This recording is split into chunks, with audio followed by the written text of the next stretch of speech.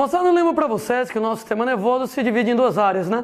Sistema nervoso central e sistema nervoso periférico. A gente conversa primeiro sobre o sistema nervoso central. O sistema nervoso central é caracterizado por estar localizado dentro do esqueleto e ele é constituído do encéfalo localizado dentro do crânio e a medula espinhal, também chamada de medula raquidiana, localizada lá dentro da coluna vertebral. Representando de maneira extremamente esquemática, depois eu mostro figuras mais bonitinhas. Como é que funciona o sistema nervoso central? Nós temos mais ou menos a brincadeira desse jeito aqui. Da linha tracejada para cima, isso aqui está localizado dentro do seu cabeção, dentro do seu crânio, e corresponde ao encéfalo. Da linha tracejada para baixo, está localizada dentro da sua coluna vertebral e corresponde à medula espinhal, à medula raquidiana. Sendo, gente, que o encéfalo da gente, ele apresenta vários componentes. Nós vamos ter cérebro, na região mais baixa do cérebro, uma área chamada de tálamo e outra chamada de hipotálamo. Inclusive, alguns autores consideram tálamo e hipotálamo como partes do cérebro, mas de modo geral, cérebro, tálamo e hipotálamo. Atrás, cerebelo. Inclusive, gente, nesse desenho, é como se eu estivesse representando o sistema nervoso central de alguém que está de perfil olhando para lá. Como é que eu sei que ele está olhando para lá? É porque o cerebelo está atrás. O cerebelo, moçada, ele tem localização posterior. Então, se colocarem para você um desenho, uma fotografia, gente, o cerebelo está atrás. Então, se eu desenho o cerebelo bem aqui, é porque o cidadão está de perfil, olhando para o lado de lá, cerebelo em localização posterior. Embaixo do hipotálamo, nós vamos ter mesencéfalo. Embaixo do mesencéfalo, uma região chamada de ponte. Embaixo da ponte, uma região chamada de bulbo. Mesencéfalo, ponte e bulbo, juntos, recebem o nome de tronco encefálico. E, moçada, no final das contas, o encéfalo, então, ele apresenta 7 componentes. Cérebro, tálamo, hipotálamo, cerebelo, mesencéfalo, ponte e bulbo, sendo que mesencéfalo, ponte e bulbo juntos, o tronco encefálico. E, moçada, abaixo do bulbo, a existência lá da medula espinhal, da medula raquidiana.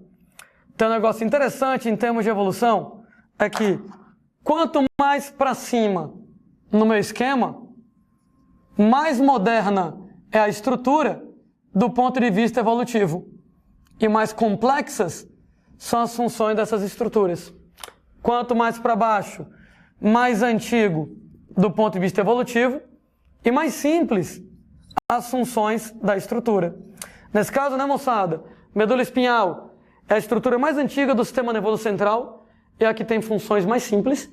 Por outro lado, o cérebro é a estrutura mais moderna, a última a ter aparecido evolutivamente e a que desempenha funções mais complexas.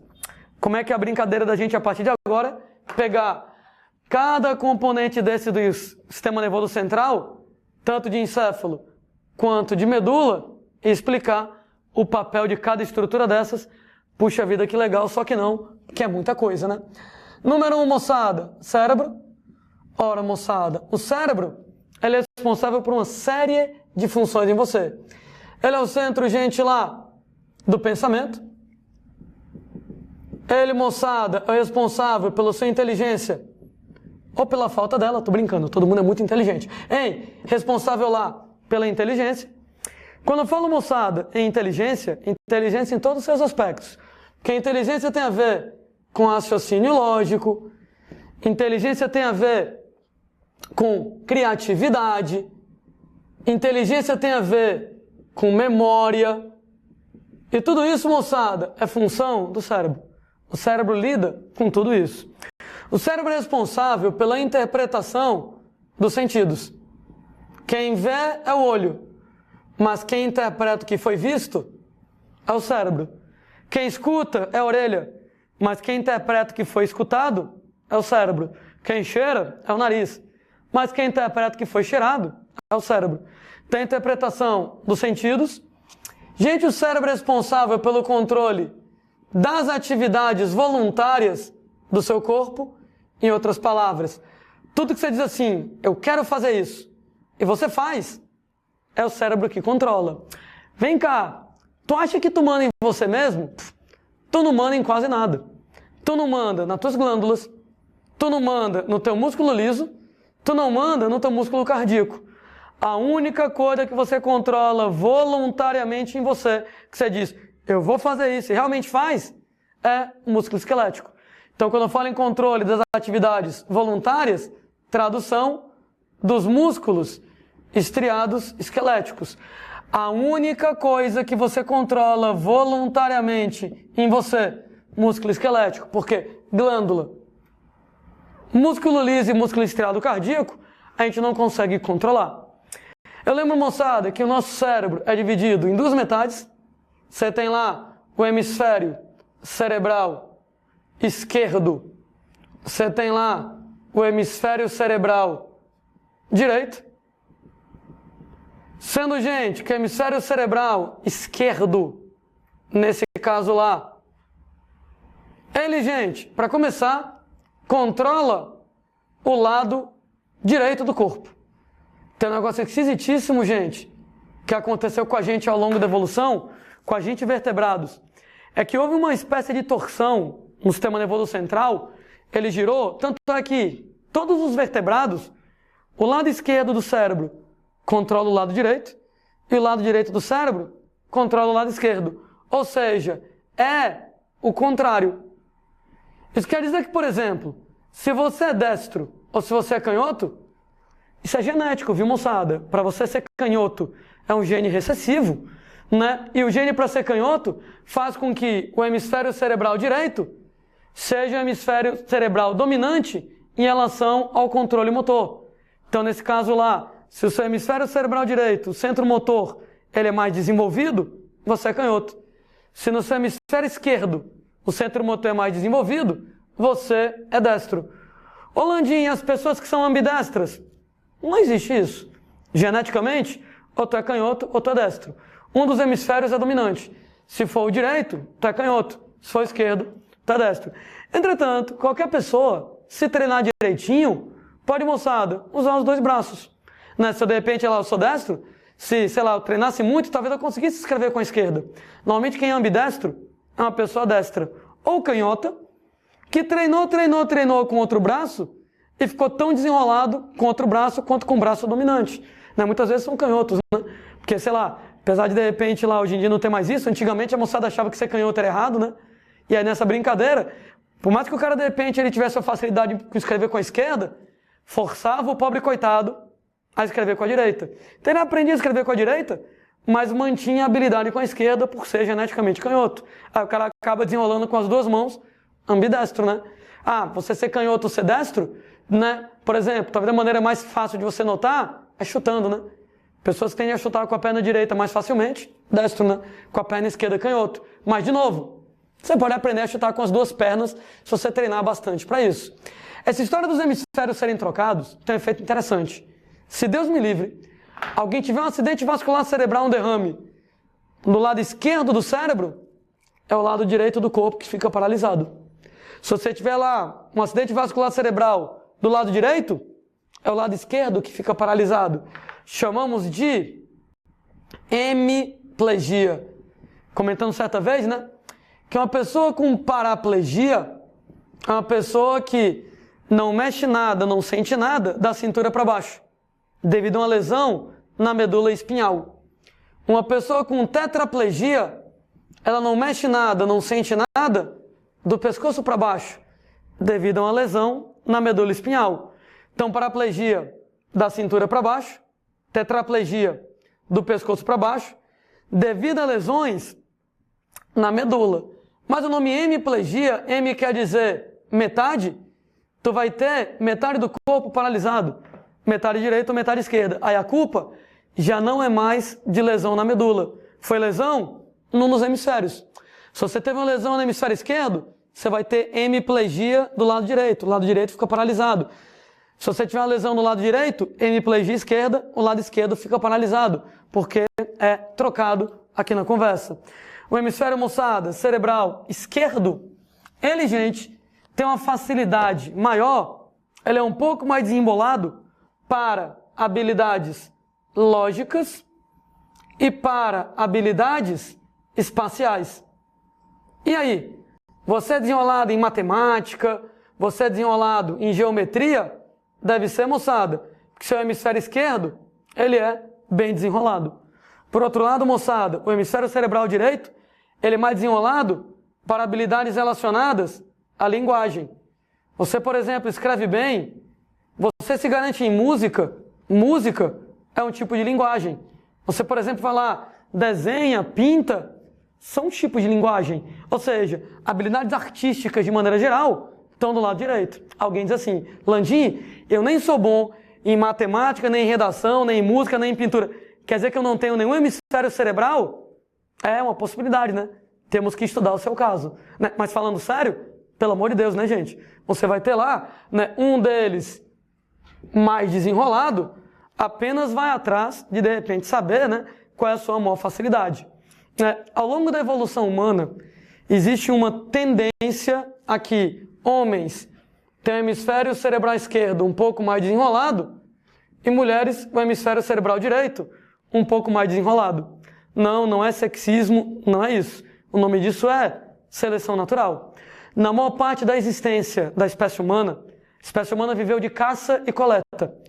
E havia uma divisão de trabalho entre homens e mulheres baseada no sexo. Os homens caçavam, e gente, para você caçar, você tem que ser super desenrolado com habilidades espaciais. Você vai ter que calcular o tanto que eu vou ter que jogar minha lança para acertar naquele bicho que está passando.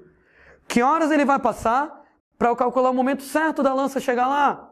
Você precisa de habilidades espaciais, de habilidades lógicas bem desenvolvidas. Então a seleção natural, para os homens, deve ter favorecido isso.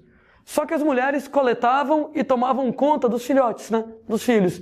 E para você, por exemplo, coletar, é bom você dar nome às coisas. Essa raiz se chama tal, ela é boa de comer. Essa raiz se chama tal, ela não é boa de comer. Então nessa brincadeira de dar nomes às coisas, para de repente as mulheres que coletavam determinar o que é o que não é interessante para elas. Ah, e para você tomar conta dos filhos, menino faça isso, menino faça aquilo, habilidades de linguagem são muito importantes. Tanto é que se você fizer de repente lá pesquisas sobre isso, mulheres falam muito mais do que homens, né? Quase nunca ninguém notou isso, né? Eu sei que tem homem que fala pra caralho, né? Às vezes dá vontade de dar um tiro no cara para ele parar de falar, mas em média, mulheres falam mais do que homens. Hemisfério cerebral direito, mais desenrolado. Pelo amor de Deus. Menina, você pode ser foda em matemática. Você pode ser foda em habilidades lógicas espaciais, ter hemisfério esquerdo desenrolado pra caramba. Menino, você pode falar pra caralho, ter habilidades de linguagem, etc e tal. O que eu estou colocando aqui é uma média. É o que é mais comum. É a média. Eu sei que, por exemplo, a espécie humana hoje não vive mais como vivia há 100 mil anos. Mas se você para pensar, essa história, por exemplo, da vida moderna é muito pouco tempo. Há quanto tempo o homem vive em cidades? Há quanto tempo o homem vive a vida que você vive hoje? 6 mil anos? 4 mil anos? Ô moçada, a espécie humana ela tem 5 milhões de anos. Se você rastrear lá até os australopitecos, ela é bem antiga. Então, durante a maior parte da existência, mais de 99% do tempo de vida da espécie humana, a gente viveu nesse esquema caça e coleta. Ou seja, você pode viver a vida moderna, mas o seu corpo foi moldado pela seleção natural durante milhões de anos, centenas de milhares de anos, desse jeito. Esquema lá, caça e coleta. Então, por isso que eu estou dizendo, né? Claro que o que eu estou colocando aqui é uma média. Claro que tem meninas lá, foda em matemática, como tem rapazes, que falam pra caramba. Mas, na média, homens, em média, têm um hemisfério esquerdo mais desenrolado. Em média, mulheres têm o hemisfério direito mais desenrolado. Ainda, moçada, conversando com vocês sobre o cérebro, eu lembro pra vocês que a gente vai ter duas regiões de tecido nervoso em relação ao encéfalo. Na verdade, moçada, a gente está falando sobre o cérebro, mas eu estou lembrando para você do tecido nervoso, que isso aqui vai ser super útil para mim daqui a um pouquinho. Tecido nervoso ele pode ser lá substância cinza e substância branca. A substância cinza ou substância cinzenta, ela vai apresentar os corpos de neurônios e apresentam axônios sem bainha de mielina. Por isso, né, moçada, que é acinzentado, né? Que a mielina é branca. Mas se você não tem bainha de mielina, fica acinzentado. E você tem a substância branca, né? Onde, moçada, a substância branca, ela é constituída somente de axônios com bainha de mielina. Como a bainha de mielina é feita de singomielina, que é aquele lipídio esbranquiçado, o resultado é que a substância branca é branca. Quem manda mesmo é a substância cinza, né, gente? Afinal de contas, substância cinza, ela vai ter o corpo do neurônio, que é quem vai controlar as funções do neurônio. Então, quem pensa de verdade, quem manda de verdade, vai ser a substância cinza. E a substância branca, não estou dizendo que ela não é importante, mas a gente só tem axônio, não manda porcaria nenhuma, ela é um garotinho de recados. O papel dela é a transmissão do impulso nervoso. E isso explica por que você tem a distribuição dessas estruturas do jeito que elas têm. Né? A gente, moçada, quando analisa quem é quem aqui na brincadeira, onde é que cada uma dessas está localizada? Ora, na maior parte, moçada, do encéfalo, com exceção do bulbo raquidiano, na maior parte do encéfalo, com exceção do bulbo raquidiano, a substância cinza ela é mais externa e a substância branca ela é mais interna. Qual é a vantagem disso? Se eu pego, por exemplo, o cérebro e corto o seu cérebro, cortei o cérebro. A gente tem, moçada, que o lado de fora é cinza, que o lado de dentro ele é branco. Por que isso é interessante? Porque o lado de fora tem uma superfície maior que o lado de dentro. Pode notar que a área externa tem uma superfície maior do que a área interna. Então, o objetivo de deixar a substância cinza por fora é que você vai ter uma maior área de superfície. Uma maior área de superfície implica em você ter mais corpos de neurônios. E mais corpos de neurônios implica em você ter um controle mais complexo da função nervosa. Ou seja, moçada, você vai ficar com funções mais complexas. Por exemplo, maior inteligência aqui na brincadeira. Quanto mais neurônios, mais fácil desempenhar as funções dessas regiões. Nesse caso, a inteligência é maior. Entretanto, quando você pega bulbo e você pega medula espinhal, você pega lá medula raquidiana, inverte a brincadeira. Nós vamos ter substância cinza por dentro, substância branca por fora. Em outras palavras, se eu cortar a medula espinhal, inverte a brincadeira, a substância cinza está localizada internamente e a substância branca externamente. Mas, gente, também tem motivo para isso, né? É porque o bulbo e a medula raquidiana estão localizados na coluna vertebral. O bulbo, né, está lá entre o crânio e a coluna, mas ainda está, basicamente, ao nível da coluna vertebral. E, gente, uma dúvida. No seu dia a dia, na sua vida cotidiana, você leva mais pancada na cabeça ou nas costas? Felizmente, moçada, pancadas na cabeça, elas são bem raras, né? Felizmente, elas são bem raras. Por quê? Porque dentro da cabeça tem um negócio preciosíssimo para você, que é o seu cérebro. Então, graças a Deus, você não leva muita pancada na cabeça para não danificar o cérebro. Mas, gente, coluna, toda vez que você anda, que você corre, que você pula, que você cai de mau jeito, as vértebras batem uma na outra. As vértebras se chocam. E, gente, no que as vértebras se chocam, lembrem que isso aqui está localizado dentro da coluna vertebral. As várias vértebras, se elas se chocarem, podem beliscar a medula. Sabiamente a natureza colocou a substância branca por fora, porque se você tiver uma lesão na coluna vertebral, se tiver que beliscar alguém, é a substância branca. Não estou dizendo que a substância branca não é importante, ela é, mas ela não é tão importante como a cinza. Então, lá na medula, a cinza fica dentro, para ficar mais protegida contra impactos. A branca fica por fora, mais exposta a impactos, porque a branca é menos importante. Ou seja, ao nível de bulbo e medula espinhal, substância cinza, ela está localizada mais internamente, para ela estar localizada mais protegida contra impactos que são super comuns ao nível da coluna vertebral. Então, a questão de proteção. Quer dizer, então, que no encéfalo quase todo, com exceção do bulbo maquidiano, a gente tem substância cinza do lado de fora, para ter uma superfície maior de substância cinza. Com a superfície maior de substância cinza, eu tenho mais corpos de neurônios para conseguir desempenhar funções mais complexas. Entretanto, no bulbo e na medula espinhal, a substância cinza ela fica por dentro para ficar protegida contra impactos que são frequentes lá na coluna espinhal. Impactos que, infelizmente, são relativamente comuns ao nível da coluna espinhal, da coluna, né, onde a medula espinhal está localizada.